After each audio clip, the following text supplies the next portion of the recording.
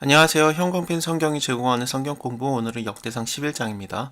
온 이스라엘이 헤브론에 모여서 다윗을 보고 가로되 우리는 왕의 고륙입니다. 당신이 왕이 되어 주십시오라고 부탁을 하는 겁니다. 왜냐하면은 왕의 하나님 여호와께서도 왕에게 말씀하시기를 네가 내 백성 이스라엘 목자가 되며 내 백성 이스라엘의 주권자가 되리라 하셨나이다. 이 말씀대로 다윗이 왕이 되는데요. 다윗이 왕이 될 것이라고 하나님께서 사무엘을 통해서 말씀하셨는데 그거대로 된 겁니다. 원래는 헤브론에서만 왕이었어요. 사울을 피해서 블레셋에 가 있다가 사울이 죽었다는 얘기를 듣고 헤브론에 오거든요. 거기서 유다를 다스리는 왕으로 7년 6개월 동안 지내다가 이제 사울의 마지막 아들이라고 볼 수 있는 이스보셋이 죽은 다음에 12지파 전체를 다스리는 왕으로 등극을 하는 건데 일단은 그 왕이 될 때 하나 걸림이 되는 게 있었습니다. 뭐였냐면은 예루살렘에 가나안 사람들이 살고 있는 거예요. 여부스 족속. 그 사람들이 아직까지 거기 살고 있었습니다. 그래서 여부스 토인들이 다윗에게 이르되 네가 이리로 들어오지 못하리라 하나 다윗이 시온 산성을 빼앗았다. 이는 다윗성이다. 왜 다윗성이라고 불리냐면은 다윗이 점령했기 때문에 다윗성이라고 불리어지게 되고요. 다윗이 또 거기 거했었고 다윗이 가로되 먼저 여부스 사람을 치는 자는 두목과 장관을 삼으리라 했더니 수르야의 아들 요압이 먼저 올라가서 그랬기 때문에 이제 요압이 군대 장관 두목이 되는 겁니다. 이 요압이라는 자는 일단 스루야의 아들이기 때문에 다윗의 이복 누나거든요. 스루야가. 그래서 같은 좀 그 친척 관계인데 그렇다고 요압이 낙하산이 아니라 여부스라는 강한 성, 아직까지 점령이 안 됐던 그 지역이에요. 예루살렘이. 근데 그것을 이제 점령하는데 가장 먼저 올라간 자였기 때문에 이자 용사 확실합니다. 다윗이 그 산성에 거한 고로 무리가 다윗성이라고 일컬었다. 다윗이 밀로에서부터 두루 성을 쌓았고 그 남은 성은 요압이 중수하였다. 요압이라는 자가 단지 용사일 뿐만 아니라 이렇게 좀 도와주는 일들이 많았어요. 다윗의 힘을 도와서 나라를 얻게 하고 또 세워서 왕으로 삼는 이런 그 동역자들이 붙어서 다윗을 점점 강하게 해줬던 겁니다. 왜 그러느냐? 하나님께서 이건 함께 하시는 거고 또 하나님께서 이스라엘에 대해서 이르신 말씀대로 하는 것이기 때문에 이거는 반드시 이루어지는 것이고 선한 것이죠. 그래서 다윗이 이렇게 강해지는데 혼자 특출나지고 막 세진 게 아니라 동역자들이 같이 옆에 붙었던 거예요. 또 항몬 사람 아들 아소부함이라는 자도 있는데 그는 30인의 두목이다. 30인은 밑에 나옵니다. 여기 30명의 이름이 쭉 나오는데 그렇습니다. 여기에 두목이었는데 이 사람은 창을 들어서 한때 300명을 죽였던 대단한 사람입니다. 근데 여기 밑줄이가 있잖아요. 반복 구절이거든요. 이 사람 혼자가 아니에요. 이런 대단한 일을 했던 게 여기 또 아비세라는 자도 저가 창을 들어 300인을 죽였다. 300인을 죽이는 자가 이렇게 둘이나 있다니 참 인복도 많습니다. 이게 엄청난 용사들이 있습니다. 하나님께서 함께 하셨기 때문에 그래서 이렇게 다윗이 강해진 겁니다.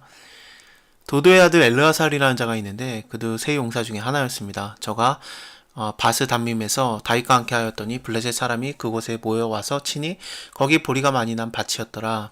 백성들이 블레셋 사람 앞에서 도망가되 저희가 그 밭 가운데 서서 그 밭을 보호하여 블레셋 사람들을 죽이니 여호와께서 큰 구원으로 구원하시었더라. 다 도망가는 와중에 혼자 이제 서서 이제 싸우는 그런 모습이었던 것 같아요. 좀 장비 같은 모습이네요. 장판파 그 다리에서 싸웠던 그 모습 있잖아요. 조조군을 다 막았던 약간 그런 엄청난 영웅입니다. 자, 30인의 두목 중에 세 사람이 바위로 내려가서 아둘람 굴 다윗에게 이를 때 그 블레셋 군대가 르바임 골짜기에 진쳤거든요. 여기가 베들레헴 거기 근처예요. 그래서 다윗이 또 베들레헴 출신이니까 베들레헴 성문 곁에 우물물 거기 그 물 마시고 싶다. 누가 나로 그걸 마시게 할 거 그랬더니 이 세 사람이 블레셋 사람들의 군대를 충돌하고 지나가서 베들레헴 성문 곁에 우물에서 물을 떠갖고 다윗에게로 가져온 거예요. 이건 진짜 정말 말도 안 되는 엄청난 걸 해낸 건데 다윗이 이것을 마실 수가 없는 거죠. 그 물을 여호와께 부어드리고 가로되 내 하나님이여 내가 결단코 이런 일 하지 아니하리다. 생명을 돌아보지 아니하여 갔던 사람들의 피다. 이거는 어떻게 내가 마실 수 있습니까? 마시고 즐겨하지 않을 겁니다. 세 용사가 이렇게 대단한 일도 했었다. 요압의 아우 아비새도 있습니다. 아비새도 그 창을 들어서 300명을 죽였던 자인데 그 3인 중에 이름을 얻었다. 저는 둘째 3인 중에 가장 존귀하여 저희의 두목이 되었으나 첫째 3인에게는 미치지 못하였다.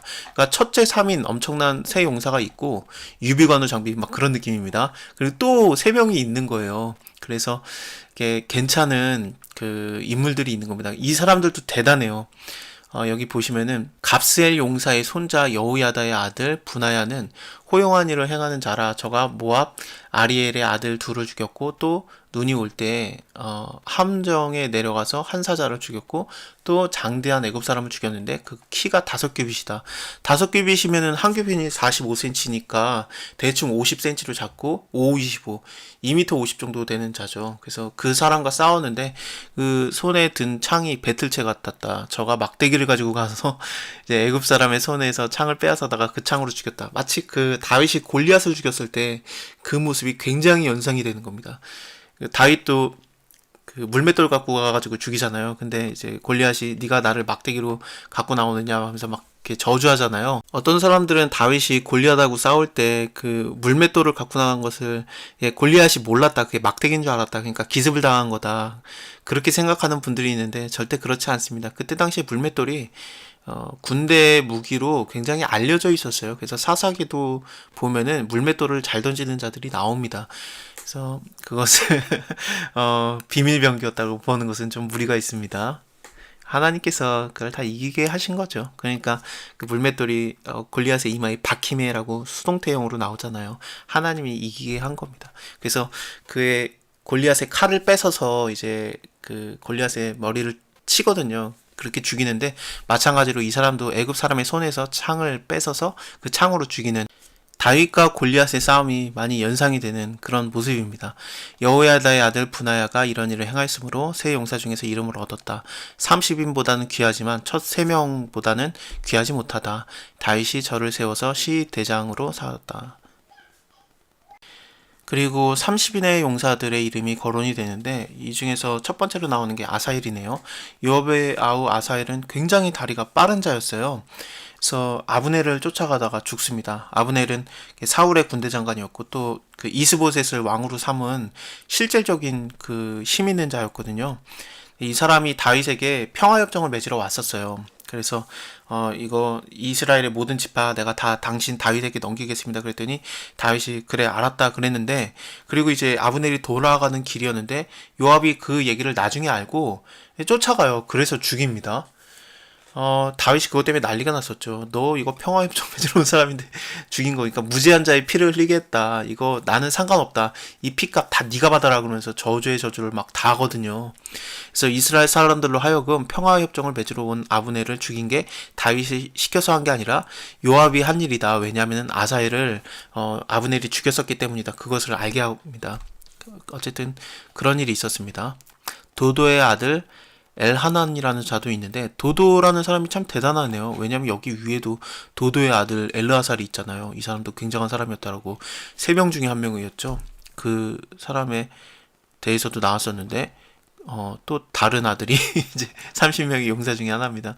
참 그 집안이 괜찮네요. 그리고 또 여기서 눈여겨볼 만한 게 여기 햇사람 우리아가 나옵니다. 물론 우리는 그 우리아의 아내 바세바를 그 다윗이 뺏은 사건 그것을 기억하지만, 근데 역대상에서는 그 얘기를 굳이 쓰지 않아요. 그냥 이걸 통해서 보면은 다윗의 목숨을 이제 도와주고 그를 위해서 싸우는 용사, 그의 아내를 뺏었다라는 게, 그것도 또 우리아를 계획살인으로 죽였다는 게 굉장히 못된 모습으로 보여지지만 역대상에서는 그 얘기를 굳이 쓰지 않습니다.